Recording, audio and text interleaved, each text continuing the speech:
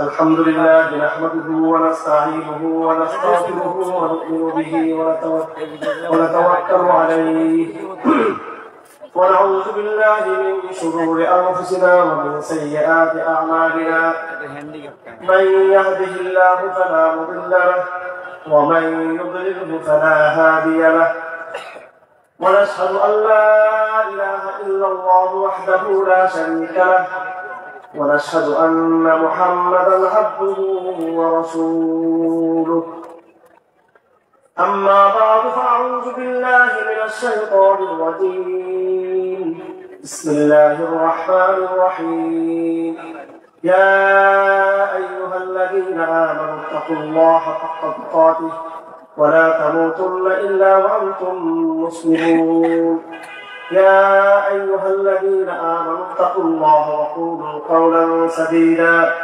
يصلح لكم أعمالكم ويغفر لكم ذنوبكم ومن يطع الله ورسوله فقد فاز فوزا عظيما يا أيها الذين آمنوا اتقوا الله وكونوا مع الصادقين ثم أما بعد قال الله سبحانه وتعالى في محكم تنزيله ألف لام ميم أحسب الناس أن يتركوا أن يقولوا آمنا وهم لا يفتنون ولقد فتنا الذين من قبلهم فليعلمن الله الذين صدقوا وليعلمن الكاذبين وقال تعالى إنما المؤمنون الذين آمنوا بالله ورسوله ثم لم يرتابوا وجاهدوا بأموالهم وأنفسهم في سبيل الله أولئك هم الصادقون وقال تعالى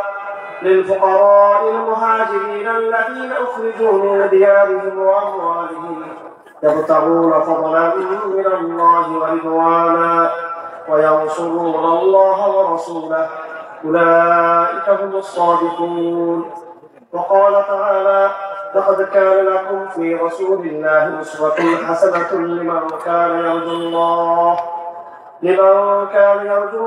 واليوم الآخر وذكر الله كثيرا ورأى المؤمنون الأحزاب قالوا هذا ما وعدنا الله ورسوله وصدق الله ورسوله وما زادهم إلا إيمانا وتسليما من المؤمنين رجال صدقوا ما عاهدوا الله عليه فمنهم من قضى نحبه ومنهم من ينتظر وما بدلوا تبديلا وعن جابر بن عبد الله رضي الله تعالى عنه قال رسول الله صلى الله عليه وسلم أعطيت 5 لم يعطهن أحد قبلي من الأنبياء نصرت بالرعب مسيرة شهر وجعلت لي الأرض كلها مسجدا وطهورا وأحلت لي المغانم وأعطيت الشفاعة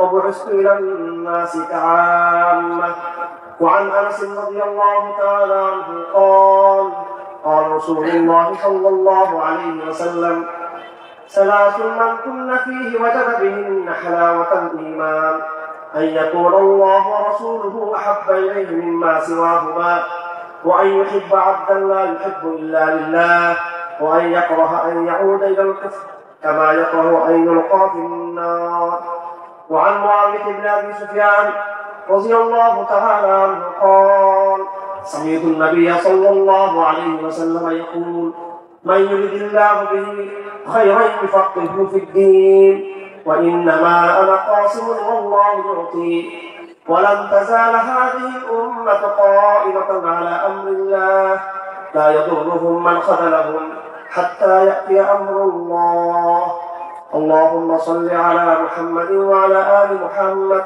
كما صليت على إبراهيم وعلى آل إبراهيم إنك حميد مجيد اللهم بارك على محمد وعلى آل محمد كما باركت على إبراهيم وعلى آل إبراهيم إنك حميد مجيد আল্লাহ পাক সুবহানাহু ওয়া তাআলার সমস্ত প্রশংসা তিনি আমাদেরকে শ্রেষ্ঠ মখলুক ইনসান হিসেবে পাঠানোর পরে তিনি আমাদেরকে ইনসানিয়তের পরিচয়টা বোঝার তৌফিক দিয়েছেন, এই জন্য আলহামদুলিল্লাহ। শুধু যে ইনসান হিসেবে পাঠিয়েছেন সেজন্য শুধু আল্লাহ প্রশংসা নয়, আমরা যারা মুসলমান একমাত্র আমরাই ইনসানের মর্যাদা বুঝতে পেরেছি। যারা ইসলামে আসেন নাই তারা কিন্তু ইনসানিয়তের মানবতার মর্যাদা তারা বুঝে নেয়। এরা হলো মানবতা ভণ্ড ফিরওয়ালা। এরা দাবি করে মানবাধিকারের কথা, হিউম্যানিটির কথা, মানবিক মর্যাদার কথা, কিন্তু আপনি অবাক হয়ে যাবেন এই অমুসলিমরা কিন্তু যেটা বিশ্বাস করে সেটা হলো যে দুনিয়াতে মানুষ মানুষ হিসেবে আসে না, দুনিয়াতে মানুষ এসেছে একটা জন্তু হিসেবে, বিবর্তনের নানা রূপান্তরের ভিতর দিয়ে মানুষ এখন মানুষ হয়েছে। অর্থাৎ মানুষের আসল মর্যাদা তাদের মধ্যে কিন্তু নাই। আমরা আলহামদুলিল্লাহ এমন ইনসান, এমন মানুষ, আমরা মানুষের মর্যাদা যথাযথ মূল্যায়ন করে তৈরি আল্লাহ আমাদের দিয়েছেন। মানুষের ভিতরে মানুষত্বের যে মূল বৈশিষ্ট্য, এটা কেউ যদি বুঝতে পারে অবশ্যই বাধ্য হবে কথা বলার জন্য। মানুষ মানেই মুসলিম হতে বাধ্য, মানুষ কখনো মুসলিম হতে পারে না। ফিতরাতাল্লাহি আল্লাতী ফাতারান নাস আলাইহা লা তাবদীলা লিখালকিল্লাহ যালিকা আদ-দীনুল কাইয়্যিম। এটা আল্লাহ পাকের অমোঘ বিধান, এটা আল্লাহ পাকের ন্যাচারাল ল, আল্লাহ পাকের এটা একদম প্রাকৃতিক বিধান হচ্ছে। আল্লাহ পাক প্রত্যেকটা মানুষকে মুসলিম বানিয়ে দিতে পারিয়েছেন। হাদিস শরীফে আছে কুল্লু মাওলুদিন ইউলাদু আলা ফিতরা ওয়া আবাওয়াহু ইউহাওবিদানিহি ওয়া ইউনাসসিরানিহি ওয়া ইউমাজ্জিসানিহি কাল বাহিমাতিল তুনতাজু।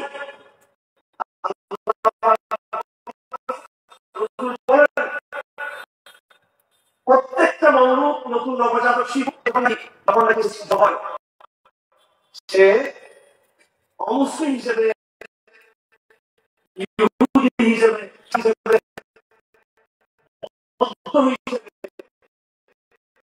সেই দুনিয়া থেকে আলাল ফিতরা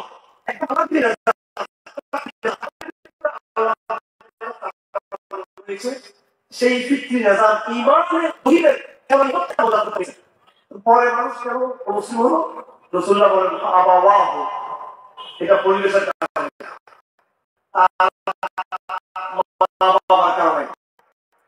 পরিবেশের কারণে এই বিধি হয়েছে, কেউ কিছু হয়েছে, কেউ হয়েছে। রাসূল বলেন একটা নবজাতক এরকম গরুর বাছুর বা উটের বাছুর অথবা আপনার এই বিভিন্ন জন্তু কিন্তু খুব চমৎকার আসে। তোমরা কি দেখেছো সেখানে এমন কোন তার জন্মের সময় পাবো না যে তার মধ্যে কোনো ত্রুটি ছিল। জন্মের সময় সে একদম ত্রুটিমুক্ত দুনিয়াতে এসেছিল, পরবর্তীতে সে আঘাত টাঘাত পেয়ে ক্ষতিগ্রস্ত হয়েছে। এইভাবে মানব জাতি যখন মায়ের পেট থেকে আসে তখন সে ইসলাম নিয়ে ভূমিষ্ঠ হয়। কি নিয়ে ভূমিষ্ঠ হয়? এই তসলিমা নাসরিন যেদিন তার মায়ের গর্ভ থেকে তার জন্ম হয়েছে, তসলিমা নাসরিন নাস্তিক হিসেবে বাংলাতে আসে নাই, তসলিমা নাসরিন একজন ইমানদার হিসেবে তার জন্ম হয়েছিল।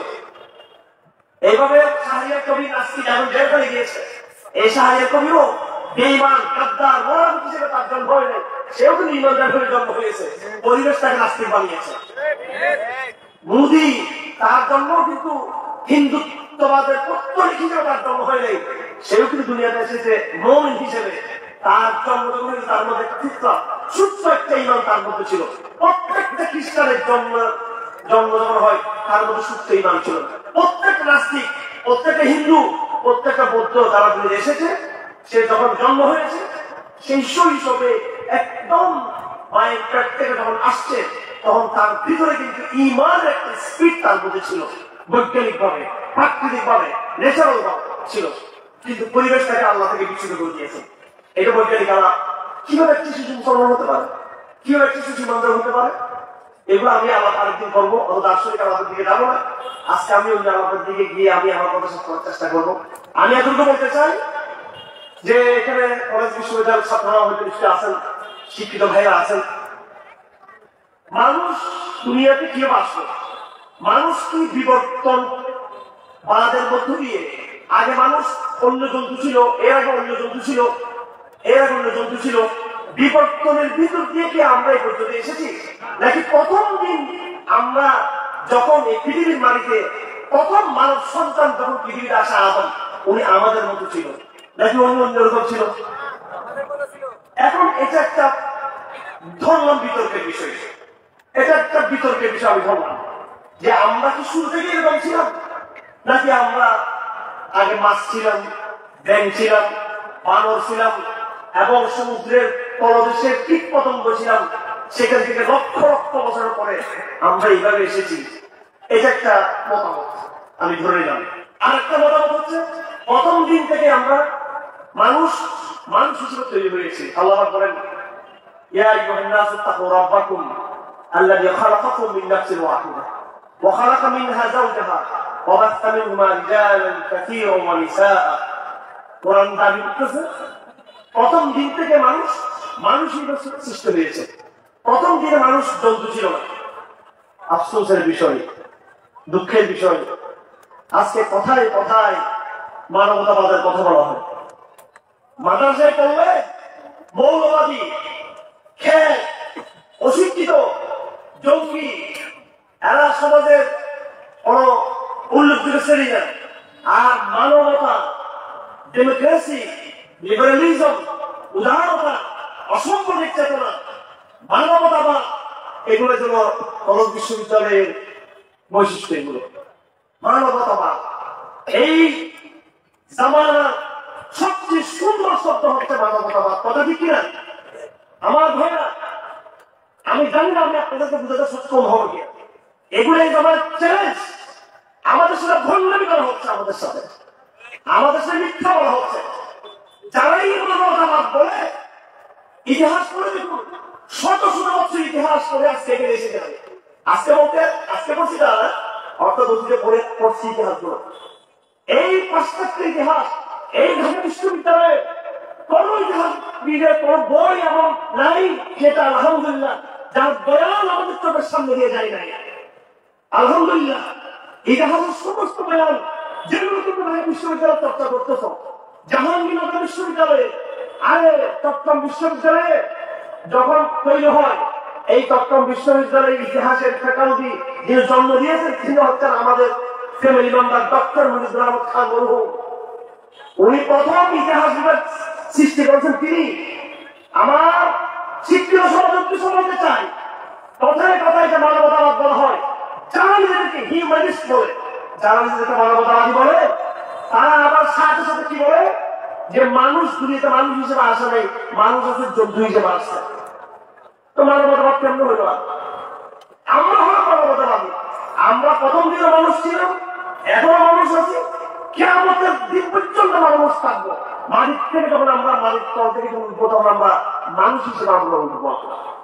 মানুষের মর্যাদা রক্ষা করলো হুজুররা বলে মানুষ রক্ষা রক্ষা বলি আদম, এটা হুজুররা বলে পরেশের আয়া বলি আদমকে আল্লাহ বলে সম্মানিত করেছে। আল্লাহ বলেন ইয়া আইয়ুহান নাস ইন্না খালাকনাকুম মিন যাকারিন ওয়া উনসা ওয়া জাআলনাকুম শুউবান ওয়া ক্বাবাইল লিতাআরাফু ইন্না আক্রামাকুম ইনদাল্লাহি আতকাকুম। হে মানব সকল, আমি তোমাদেরকে সৃষ্টি করেছি একজন নারী এবং পুরুষ থেকে সৃষ্টি করেছে, এইভাবে সৃষ্টি করেছে মানব জাতির সম্মান।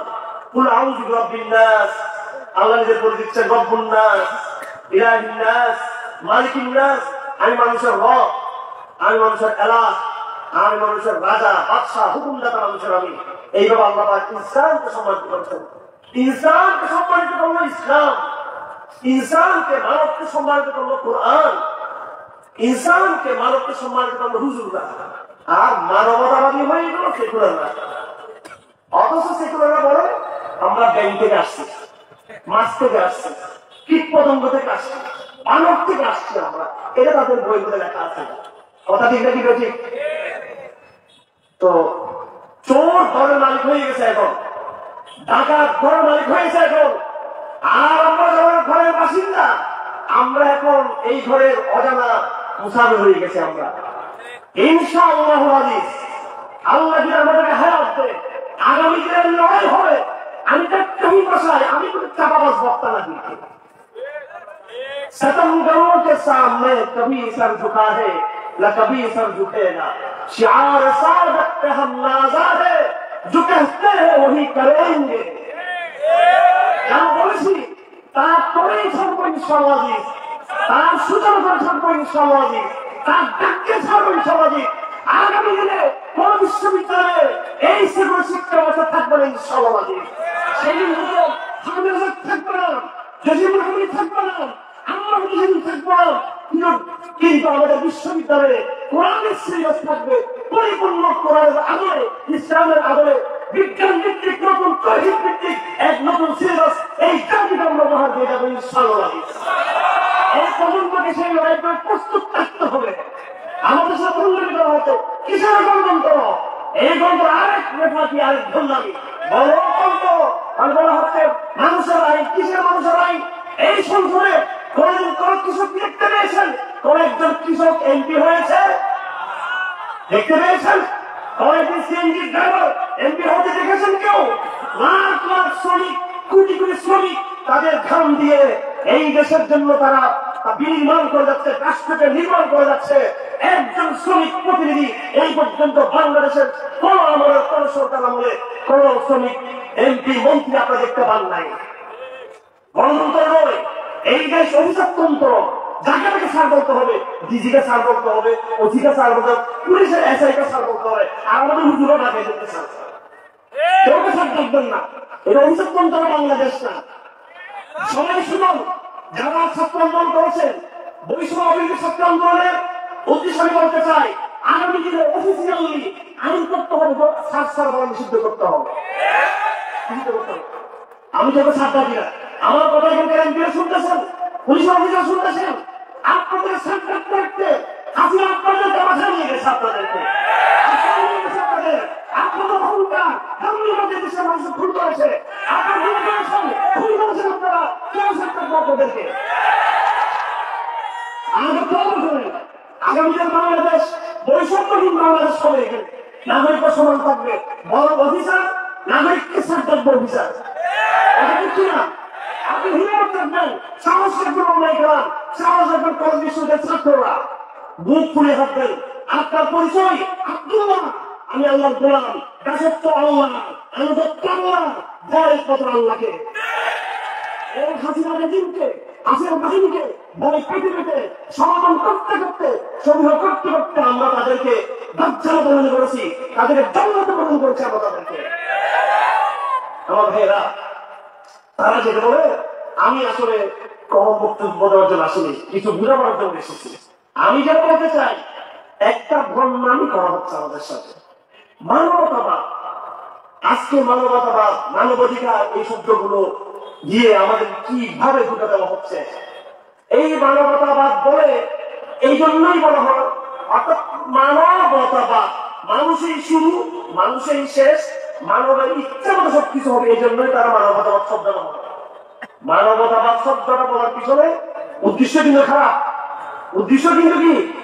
মানবতাবাদ মানে আর কোন বাদ নয়, আল্লাহবাদ না, এলাহাবাদী, খোদাবাদী, তৌহিদবাদী না, মানবতাবাদী। আমি মানবতাবাদী মানে কি? আমি তৌহিদবাদী নয়, আমি কালেমাবাদী নয়। মানবতাবাদ মানে আমি আমার মন মতো চলবো।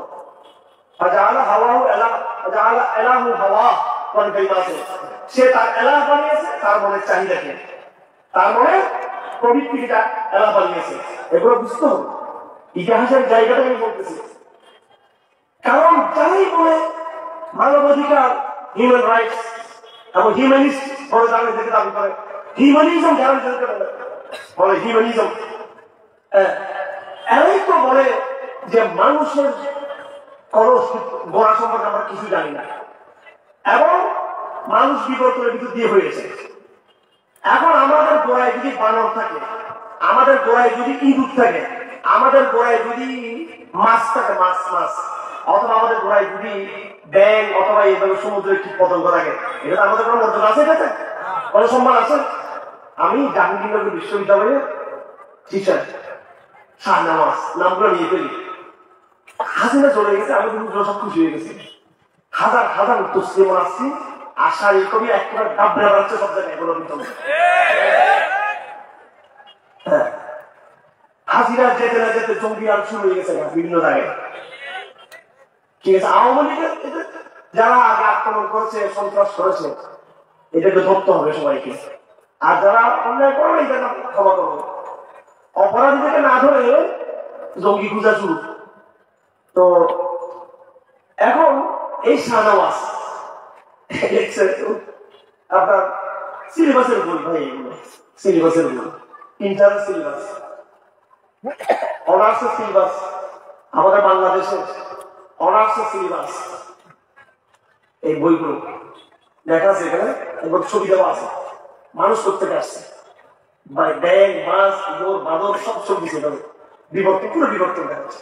একটা ছেলে বই খুললে মাত্র দেখবে যে মানুষ আদম থেকে আসে না, মানুষ আসছে এই ডানদের মতবাদ অনুযায়ী। কার মতবাদ অনুযায়ী? ডানদের মতবাদ।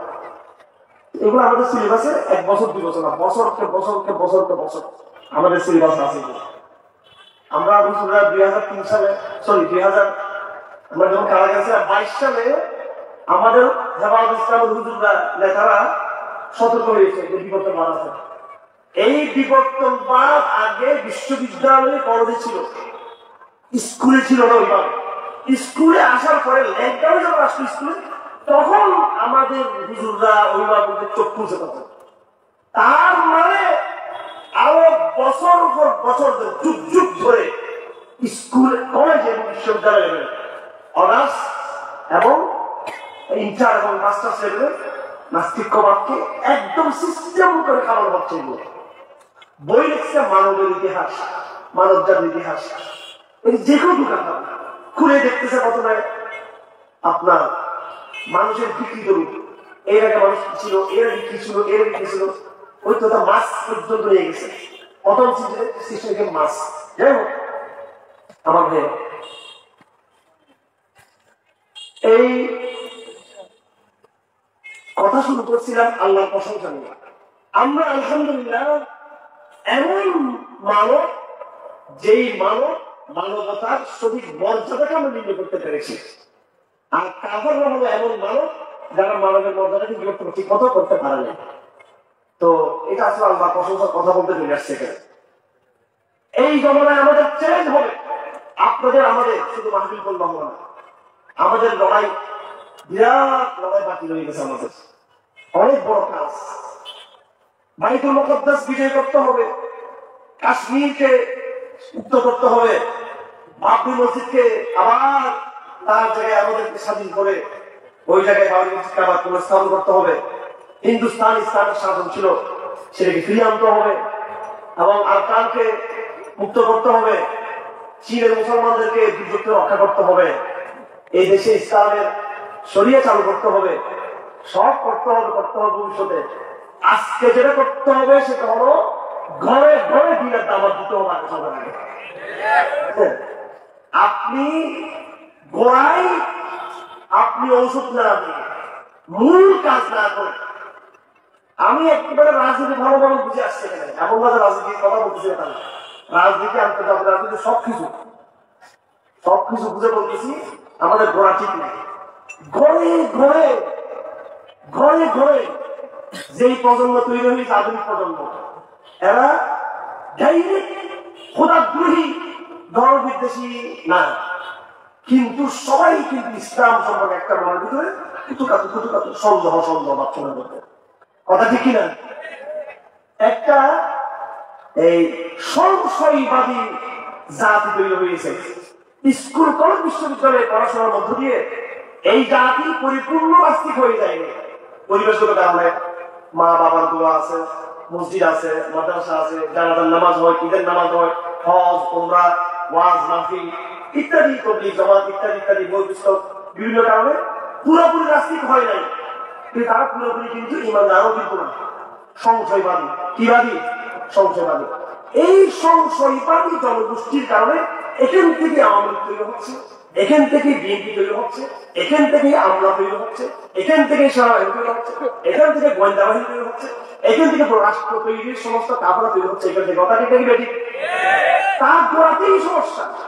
সে ডাইরেক্ট হয় না। আমি তো বলতেছি যে সমস্ত পুলিশরা ভাই আমাদেরকে পিটাইছে, বুঝছেন নি, এই পিঠা কিনে বলতেছে আপনি আগাম সপ্তাহ বাজাবো আমাদেরকে শেষ করে।